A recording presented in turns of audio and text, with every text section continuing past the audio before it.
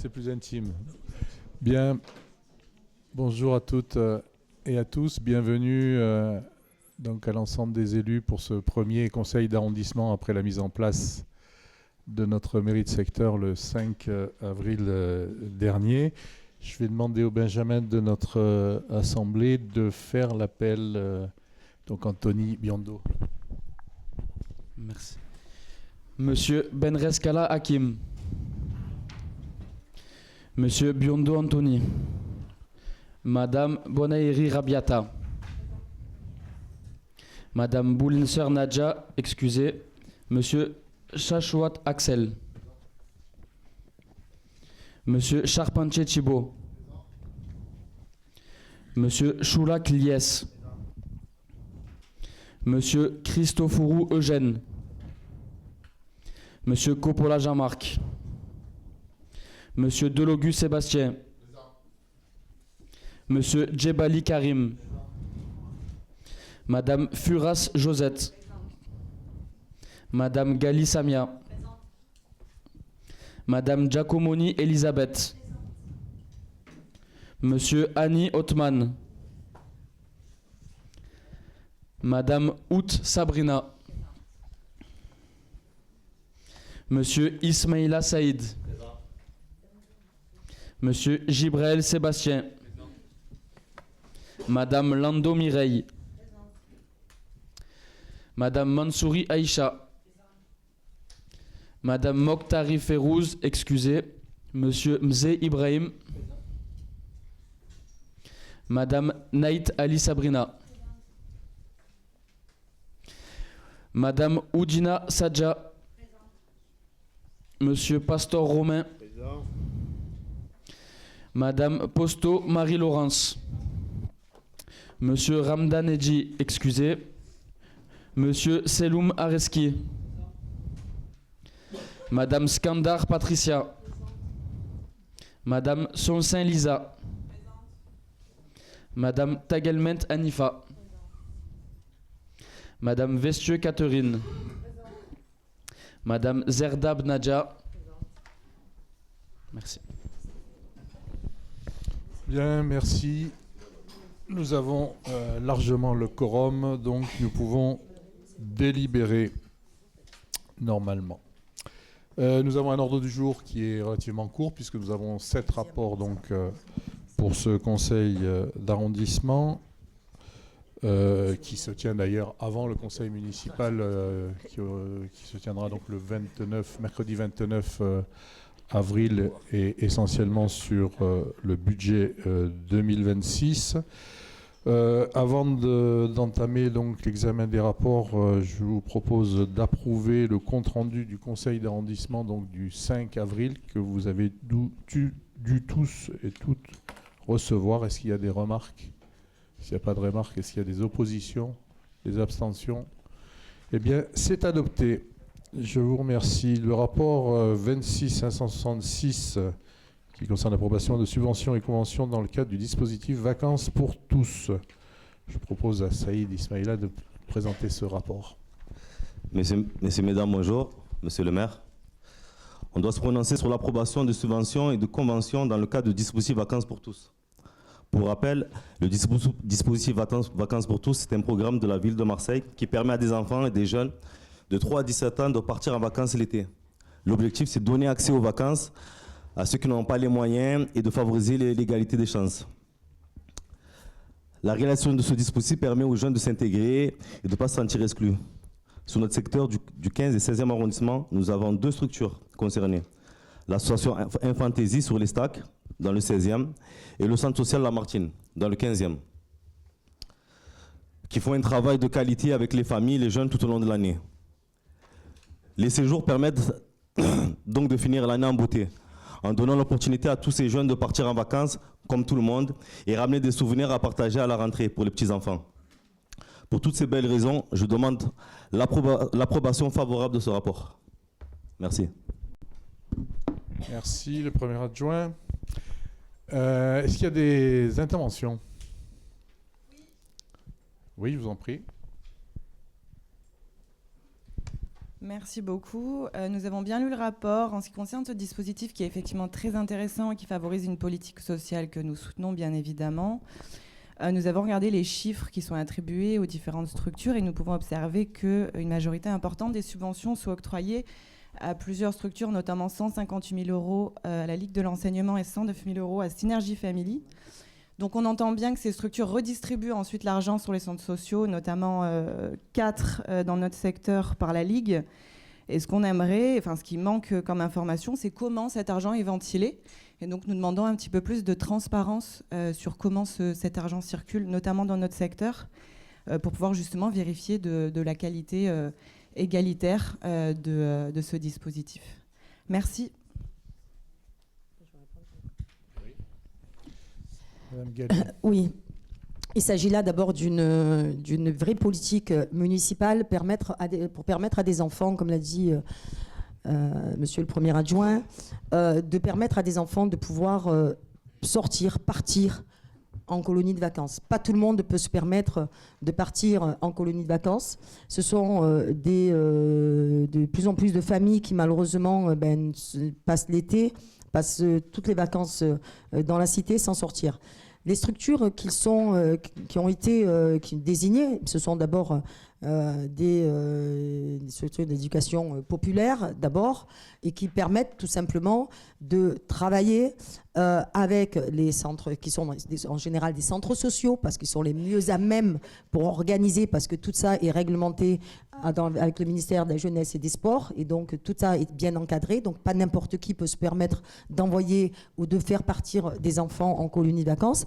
Il est clair qu'il y a une volonté de le développer un peu plus, de le porter au sein de la mairie de Marseille. Mais comme on est sur un premier rapport, puisque comme vous pouvez l'imaginer, on est au mois d'avril, et que les vacances, c'est à partir du 1er juillet, du 4 juillet plus exactement, et que les choses s'organisent, parce qu'on ne décrète pas une colonie de vacances en 15 jours. On n'amène pas les enfants juste à la plage ou au parc, mais on les amène par quelques jours. Donc ça demande un minimum d'organisation pour les structures concernées. Donc il est clair que sur ces rapports, pour ce premier rapport, et c'est pour ça qu'il passe maintenant, pour permettre tout simplement aux structures d'avoir le temps d'organiser et de prévenir les familles et d'avoir un travail fait en direction des familles. Tout cela est encadré aussi par la CAF, et complètement encadré aussi par nos services, mais aussi par les services de la CAF, de l'État, qui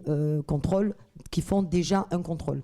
Je ne crois pas que notre rôle d'élu, parce qu'il y a des organismes qui font cela, je crois que je fais confiance, après on apprécie ou on n'apprécie pas les structures qu'on vient d'évoquer.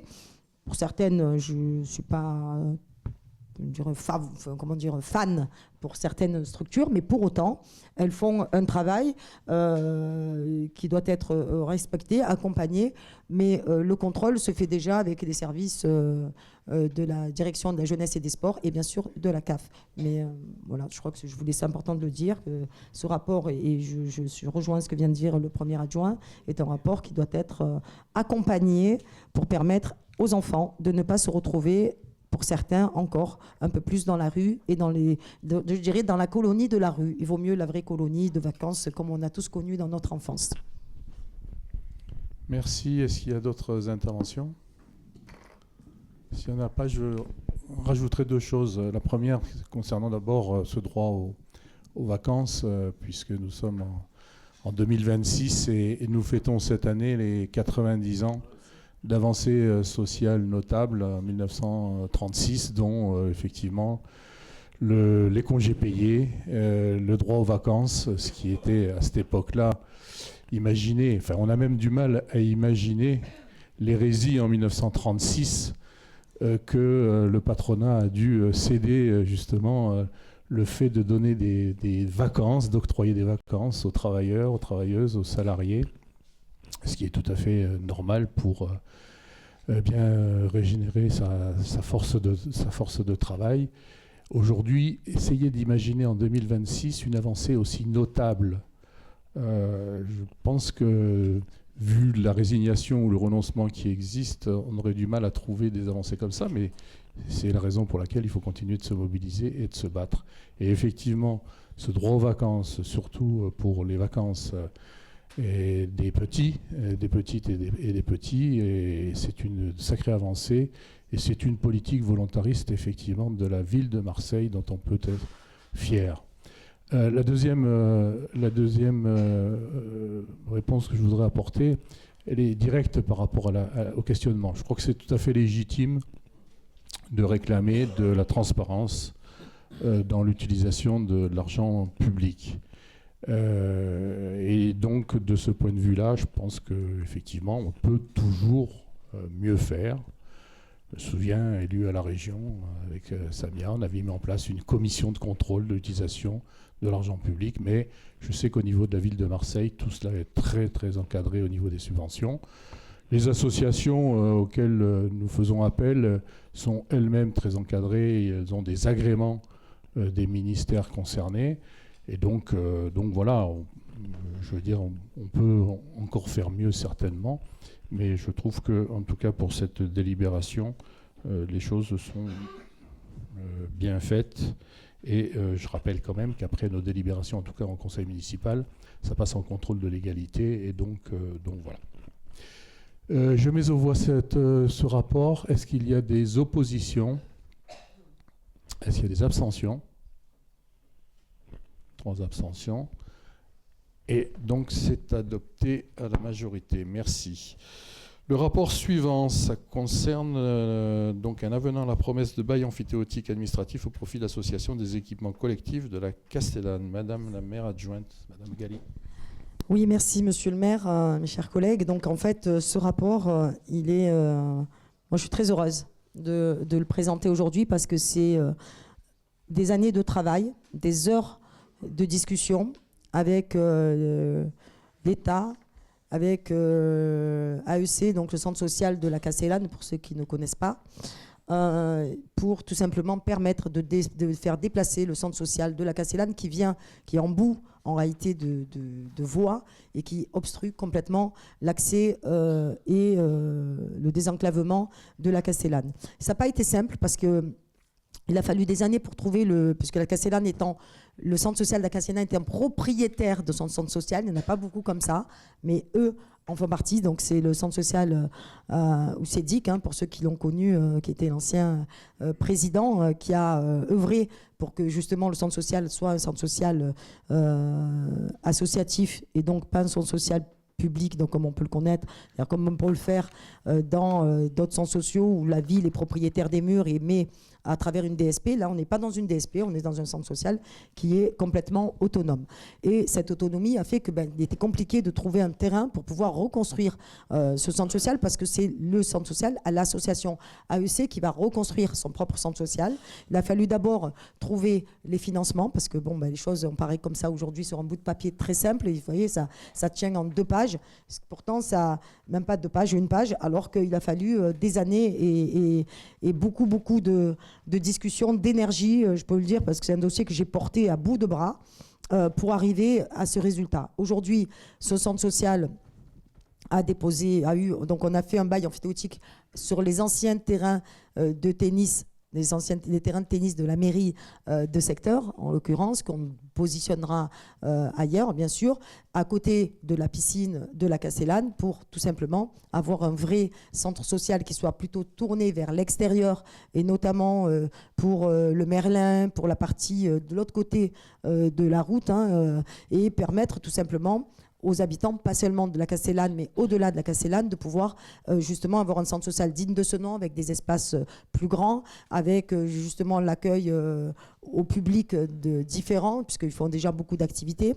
Et bien sûr, demain, avec l'agrandissement, Sébastien Gibril l'a amené avec moi en son temps, l'agrandissement de la piscine de la Castellane pour rajouter des bassins supplémentaires et d'avoir on va avoir la crèche, la piscine de la Castellane qui va être agrandie, et le centre social. Donc on a vraiment tout un cheminement. Et monsieur le maire, vous allez vous en rappeler, parce que je crois qu'on est allé ensemble au lycée professionnel de Saint-Henri, où en fait, là aussi, avec un vrai cheminement piéton qui qui va permettre d'accéder jusqu'au lycée pour permettre d'avoir une vraie maille piétonnier qui permette de complètement changer la donne. Donc le fait qu'on enlève le centre social de cet endroit-là, ça va permettre de désenclaver en réalité la Castellane, ça va permettre d'ouvrir, d'avoir une voirie, d'avoir des commerces tout au long et tout simplement de pouvoir mener à bien le projet de rénovation urbaine puisqu'on est dans le cadre d'un dossier de rénovation urbaine. Donc le permis a été déposé, il a été affiché, donc les travaux devraient pas tarder à commencer. Nous aurons certainement l'occasion d'aller déposer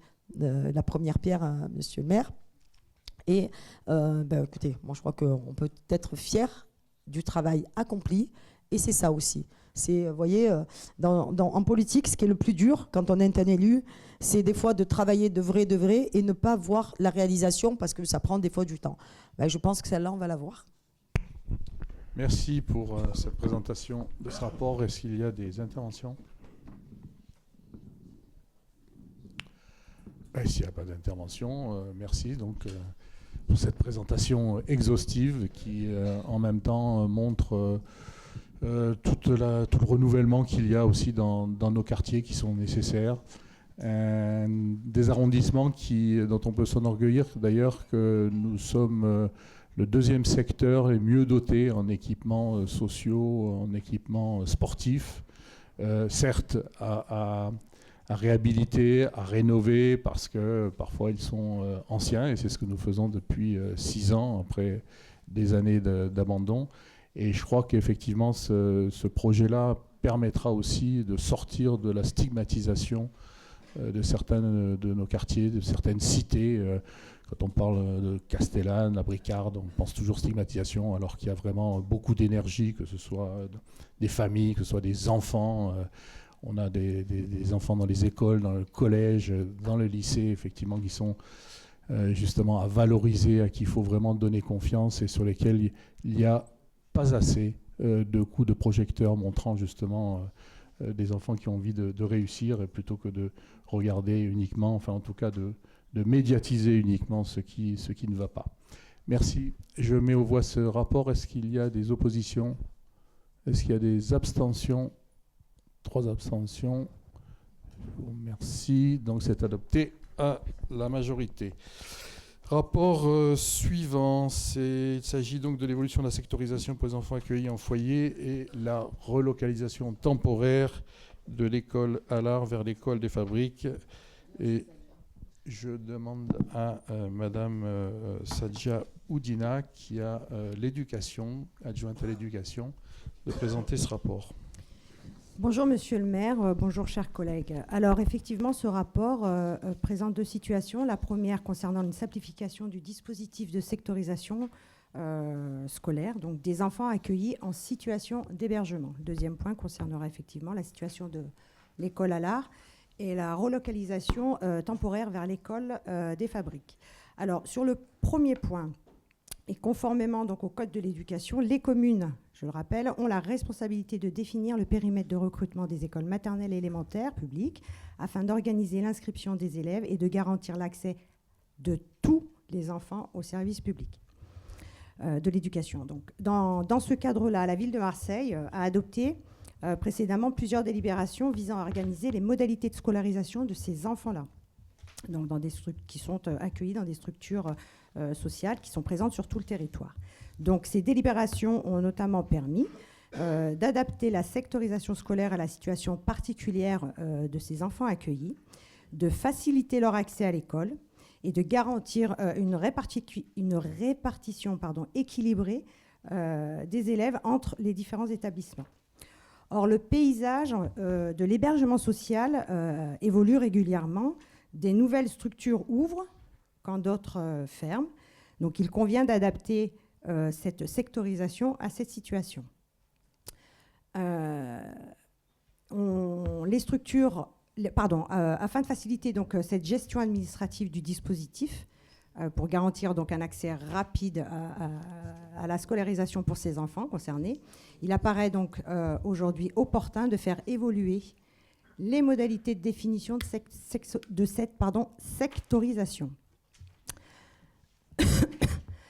La deuxième situation concerne l'école élémentaire Allard.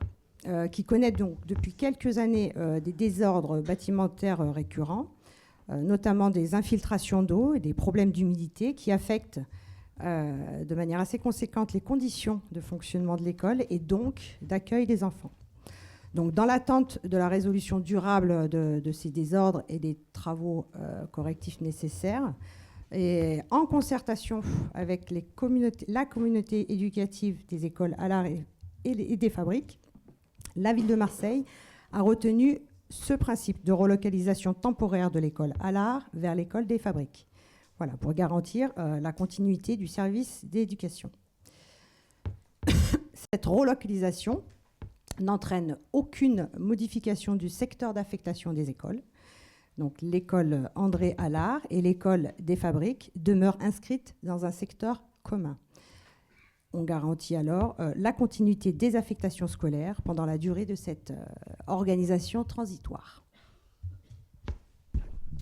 Merci bien, Madame Medina, pour cette présentation. Est-ce qu'il y a des interventions, des questions? S'il n'y en a pas, je mets aux voix. Est-ce qu'il y a des oppositions, des abstentions? 3 abstentions. Donc c'est adopté à la majorité. Merci. Rapport numéro 4, délégation du conseil d'arrondissement pour passer des marchés sans formalité préalable en raison de leur montant. Et je demande à Madame Josette Furas de présenter ce rapport.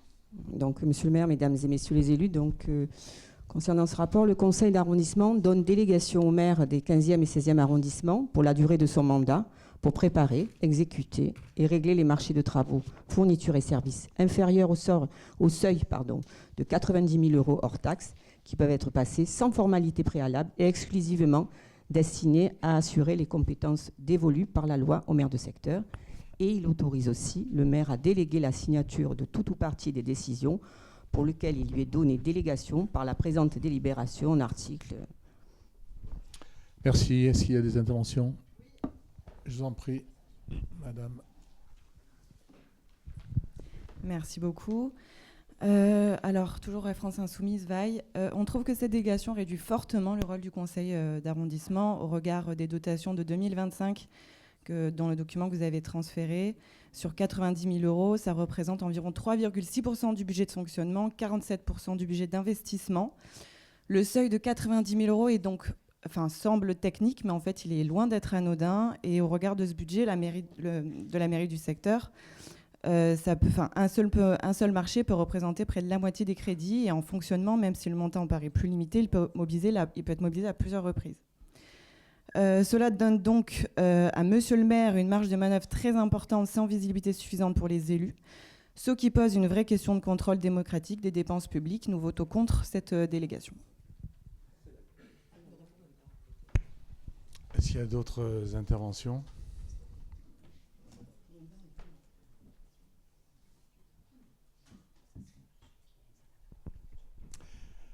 Écoutez, je pense qu'il pourra prendre aussi du temps en dehors de nos séances de conseil d'arrondissement pour bien maîtriser les questions de finances, de budget, surtout qu'au niveau des mairies de secteur, la loi n'a pas beaucoup évolué, nous n'avons pas beaucoup de compétences, mais nous avons un vrai pouvoir politique, de proximité, parce que je ne veux pas me réfugier derrière le fait qu'il n'y a pas beaucoup de compétences, qu'il n'y a pas beaucoup de moyens et de budget, on va l'aborder tout à l'heure, pour se réfugier et dire que voilà, nous sommes impuissants. Non, nous ne sommes pas impuissants. Par contre, il ne faudrait pas mélanger les budgets, les marchés et donc tout le reste. Et donc, je pense qu'il y aura besoin de donner un peu quelques explications de connaissances de façon à ce que tous les élus, nouvelles et nouveaux élus, maîtrisent bien ces questions-là. Nous sommes dans le cadre de la loi, nous sommes vraiment dans les clous, et je ne pense pas avoir beaucoup de pouvoir. En tout cas, si j'en ai beaucoup perdu par rapport à l'époque où j'étais adjoint à la culture. Est-ce qu'il y a d'autres interventions? S'il n'y en a pas, je mets aux voix. Est-ce qu'il y a des oppositions? 3 oppositions. Abstention? S'il n'y a pas d'abstention, d'autres, bien c'est adopté à la majorité. Merci. Eh bien, on continue avec Madame Furas sur le rapport 5 des paiements des frais afférents aux diverses dépenses à caractère protocolaire. Bien, Monsieur le maire, Mesdames et Messieurs les élus, donc ce rapport concerne le paiement des frais afférents à diverses dépenses à caractère protocolaire et donc à ce titre, il importe que le conseil d'arrondissement confirme à Monsieur le maire l'autorisation de prendre en charge par l'état spécial d'arrondissement ces diverses dépenses sous réserve d'en justifier pour chaque opération par certificat administratif attestant l'intérêt communal de la nature de la manifestation des bénéficiaires et du montant des dépenses. Merci. Est-ce qu'il y a des interventions? Je vous en prie. Madame Sonsin, c'est ça? Toujours la France Insoumise vaille. Alors, à la lecture de ce rapport très intéressant, au regard de l'objet des dépenses mentionnées dans ce rapport, les goodies, les gadgets, nous souhaitons alerter et mettre en garde sur les dépenses liées à la communication et au protocole. Dans un contexte de difficultés financières, que vous ne devez pas ignorer, tant nationales que locales, nous appelons à davantage de transparence, mais aussi à de la sobriété et de la retenue dans l'utilisation des fonds publics. Ces dépenses peuvent apparaître comme secondaires, voire parfois futiles au regard des besoins financiers bien plus importants de notre secteur. Merci. Est-ce qu'il y a d'autres interventions? S'il n'y a pas d'autres interventions, je mets au voie ce rapport. Est-ce qu'il y a des oppositions? Des abstentions? 3 abstentions. Et donc c'est adopté à la majorité. Rapport numéro 6, c'est la désignation des représentantes et des représentants de la commune auprès des conseils d'école des 15e et 16e arrondissements, donc des établissements du premier degré. Madame Sadja Oudina. Alors, ce rapport, effectivement, est soumis à vote. Je rappelle simplement qu'au niveau de l'article L 2511-19 du Code général des collectivités territoriales stipule que le conseil d'arrondissement procède en son sein à la désignation des représentants de la commune dans les organismes dont le champ d'action est limité à l'arrondissement et dans lesquels la commune doit être représentée en vertu des dispositions applicables à ces organisations. Donc cette disposition est appliquée au conseil d'école. Conformément à cette application, à cet article, et suite à l'installation du conseil d'arrondissement en date du 5 avril 2026, il a donc lieu de procéder à la désignation au sein de notre assemblée des représentants de la municipalité auprès des conseils d'école du premier degré, figurant donc l'état ci-après. Je vous laisse prendre connaissance de la liste des établissements et des représentants associés. Merci.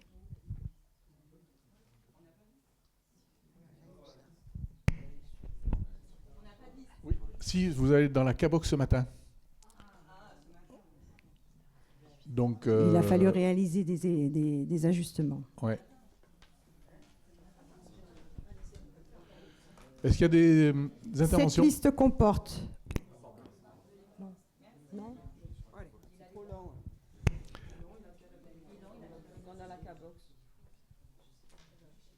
Est-ce qu'il y a des interventions? Je vous en prie.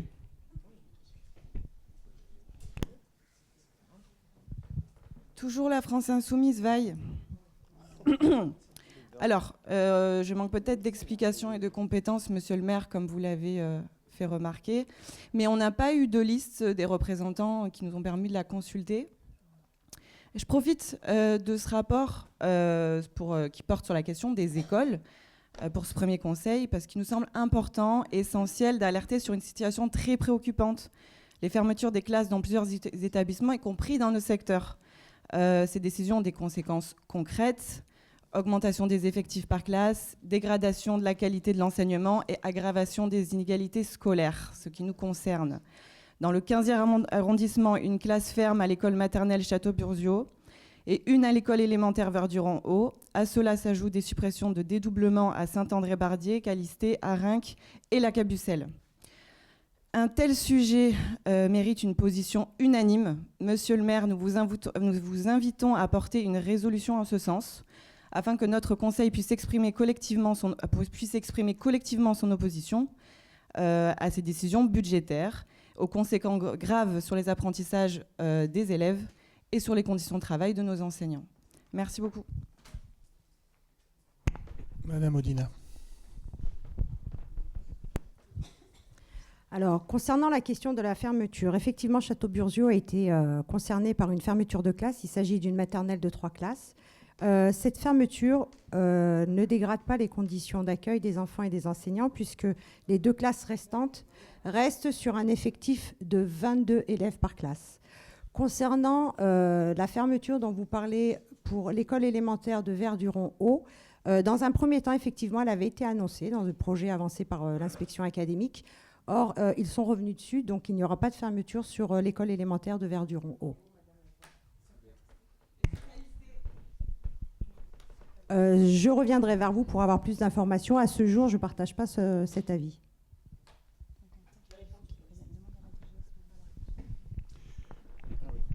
Oui, sur l'école de Cadisté, aujourd'hui, il faut savoir qu'on est dans le cadre d'une démolition aussi, notamment la bargée de Cadisté qui va être démolie. Beaucoup de personnes ont été relogées.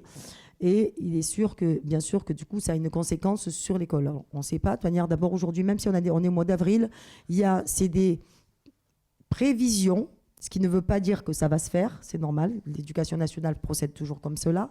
Et c'est ensuite, en discussion avec l'adjointe de secteur, le maire de secteur, les élus de la mairie centrale, que les choses se discutent, parce que d'abord, pas tout le monde a fini de faire ses inscriptions. Il y a des gens qui s'inscrivent au dernier moment. Il y a tout ce qui est en train d'être fait. Et c'est pour ça qu'il y avait la question de la cartographie que nous avons votée, enfin la sectorisation qui a été votée dans le rapport précédent, qui va remettre et justement redispatcher des élèves, puisqu'on a des écoles qui sont des classes des fois qui sont en surcharge et d'autres qui le sont, qui sont franchement dépourvues d'enfants, qui fait que malheureusement ça nous met en termes d'effectifs en dessous de la moyenne qui est celle de l'éducation nationale. C'est vrai que c'est un casse-tête, je l'avoue, parce que des fois on a un élève, c'est l'éducation nationale, et c'est national, hein, c'est pas nous. L'éducation nationale malheureusement fonctionne en termes de chiffres et pas forcément comme nous l'aimerions.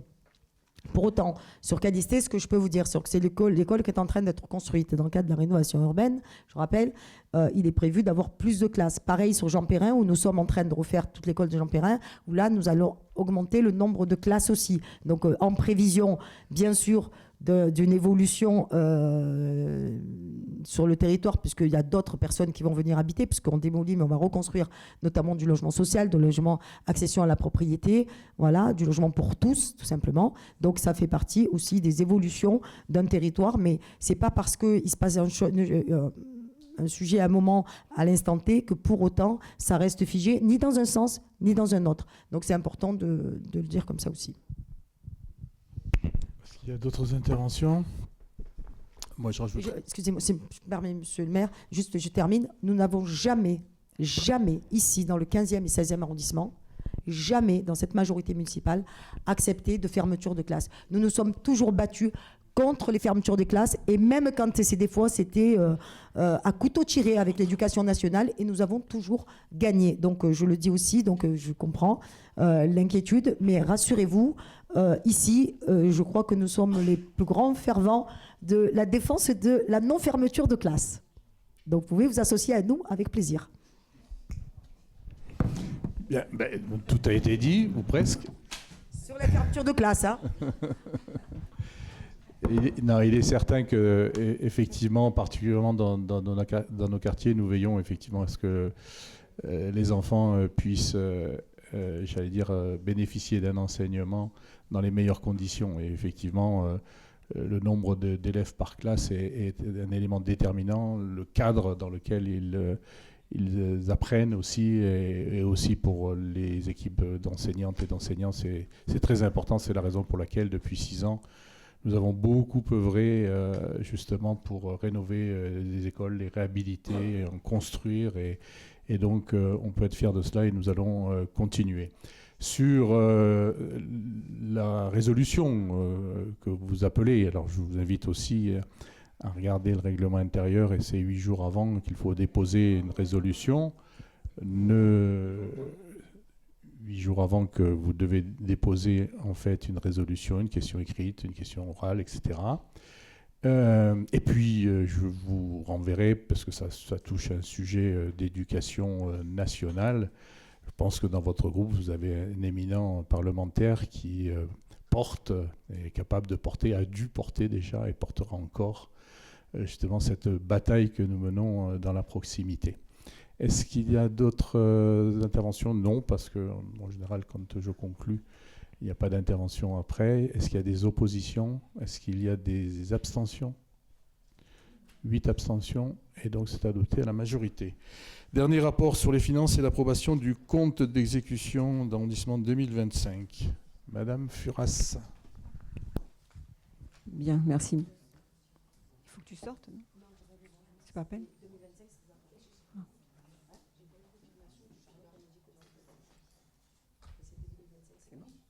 Alors,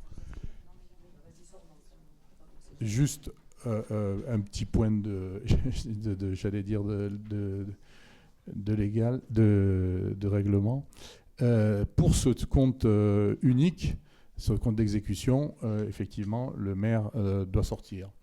Je vais le faire, bien que je ne sois pas, j'allais dire, comptable de l'exécution du budget 2025, mais je vais le faire comme ça, il n'y aura pas de litige là-dessus si jamais il y a un problème.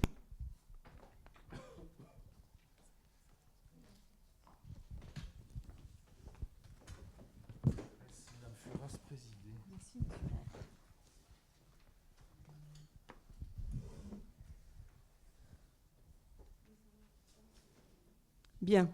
Donc, Monsieur le maire soumet au conseil d'arrondissement le rapport suivant. Chaque année, le conseil d'arrondissement est appelé à voter le compte financier unique de l'année précédente, document qui retrace l'ensemble des opérations effectuées au cours de l'année de l'exercice concerné.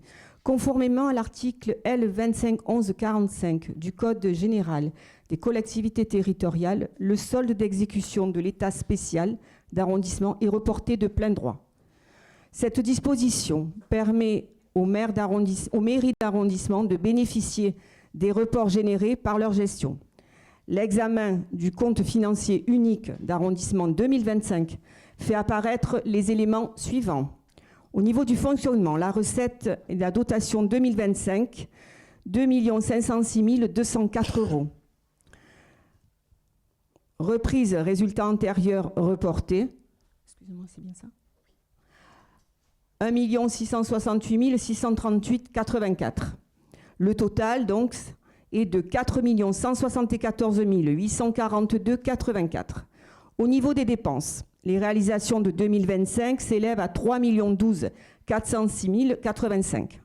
Il reste donc à réaliser 1 162 435,99. Tout cela pour un total de, on reporte, 4 174 842,84. Au niveau de l'investissement, les recettes donc sont de dotation 190 986.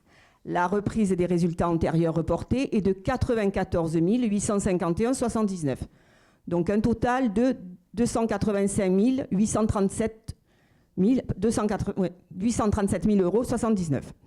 Au niveau des dépenses, la réalisation 2025 est de 206 194,68. Il reste donc à réaliser 79 643,11. Et donc le total revient aussi à 285 837,79. Donc Monsieur le maire propose au conseil d'arrondissement de prendre la délibération ci-après. L'article 1, le conseil d'arrondissement donne acte de la présentation faite au compte financier unique, résumé dans le document ci annexé. Le conseil d'arrondissement approuve les résultats définitifs tels qu'ils sont résumés dans la situation financière générale du compte financier unique de l'état spécial d'arrondissement pour l'exercice 2025. Donc, voilà, je vous ai tout présenté. Est-ce qu'il y a des prises de parole? Non. Bon, donc on fait passer au vote. Qui est contre? Qui s'abstient? Très bien. Donc c'est adopté. Merci beaucoup à tous.